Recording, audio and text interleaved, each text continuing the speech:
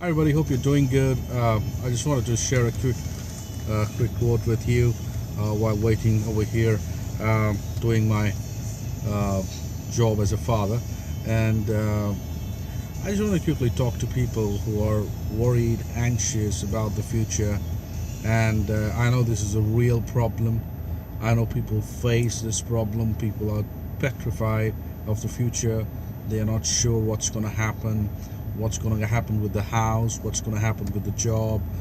Sometimes everything that we trust in, other than God, starts crumbling, starts breaking down, and suddenly everything that we thought would work starts failing. And what do you do in a situation like that? And I know these are real situations. It's happened to me. It's happened to people I know. And there are people who are going through it right now. There are people who live it every single day. We think that anxiety and depression is something few people experience.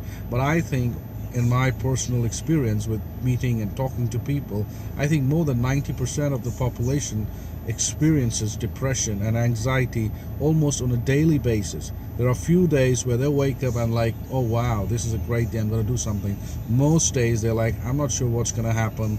I'll just keep doing what I'm doing, and hopefully it works. But the thing is, I want to say this very clearly to you, and that is, God has a plan for your life. No, I'm not saying that because it's a cool thing to say. I'm not saying that because people love to hear that. I'm saying God has a plan for your life because God definitely has a plan for your life.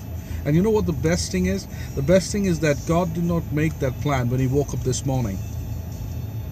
Yeah?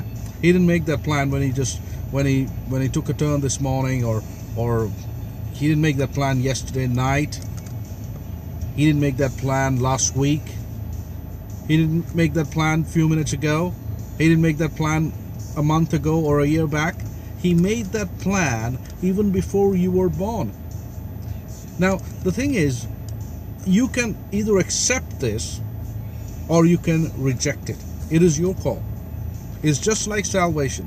You can accept it or you can reject it. You've got the free will. But if you choose to accept that God has a plan for your life, then you have to choose to depend on God. If you choose to depend on God, God will start doing things in your life. One of the greatest joy of the enemy is to make you worried, to make you anxious. You know what what are the things that happen when you're anxious and worried? Things that happen are, you make decisions when you're anxious and worried, which stops God from working in your life. God told Abraham to go away from your family and the people that you know. It was easy for Abraham to get worried, but he listened to God and he kept walking and he kept going towards where God was leading him to. And God took him to the promised land. God took him to the place that God had promised Abraham, and he had a great blessing. Obviously things happened, but by the end of it, Abraham had the son that he wanted, Abraham had the place that he wanted, and everything worked well for him. God told Moses to lead his people. It was one of the most difficult jobs anyone could have applied for, but God told Moses, and Moses did it, and Moses became the greatest leader that Israel ever had. If you look in the Bible again and again and again and again, you will see people's lives change because they believed that God had a plan in their life. Now, many times, I've thought this many times, when I see great men of God and women of God, God using them and God saying, and there are people who've spoken to my life and they said, God's got a plan in your life. And I think that, you know what, God definitely has plan for people's life, but not for my life. For all those great people out there, God's got a plan for them. I'm a nobody. I'm a no one. Yes, there might be a few little plans for God. And what happens when you think like that is the enemy gets a foothold in your thought, in your mind, and suddenly from the place where you thought God might have a plan, you reach a point where God does not have a plan. I've got to fend for myself. I've got to work for myself. And immediately you throw faith out of the window and you're trusting on your instincts. And the moment when we start trusting on our instincts, it is easy for the enemy to drive our instincts because he can control our flesh. He drives our instincts, takes us away from God, takes us to a place where we are not able to communicate with God, and then he hits us hard every single day. Now you've got a choice. You can choose whether you want to believe that God has a plan for you or not. The Bible says, For I know the plans I have for you, plans to succeed, plans for prosper. If you choose to accept it, you have to say that, God, I'm going to just stop worrying right now. I'm going to just stop being anxious right now. I'm just going to give everything to you. David says, cast all your burden upon the Lord, for he cares for you.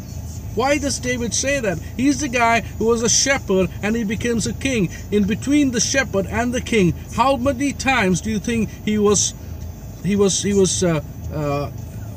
have felt like worrying, and he must have felt like being anxious, and he might have got anxious as well.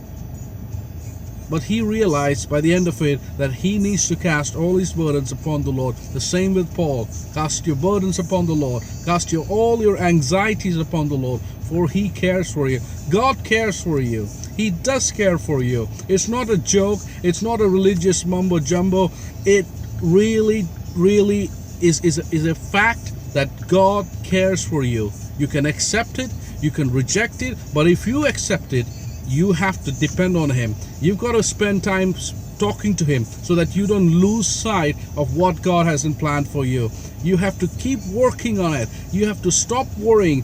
The moment you start getting worried, just start smiling, just start laughing, just forget about it and start praising God. And when you do that, the devil is confused. He's worried. He's anxious. I don't know what this guy is going through, but I put the best against him, and he's still smiling, and he's still laughing, and he's still enjoying God's presence. What can I do to take him out of God's presence? The thing is, when we start praising God, when we start worshiping God, God takes the battle in His own hands, and He says that the battle belongs to me.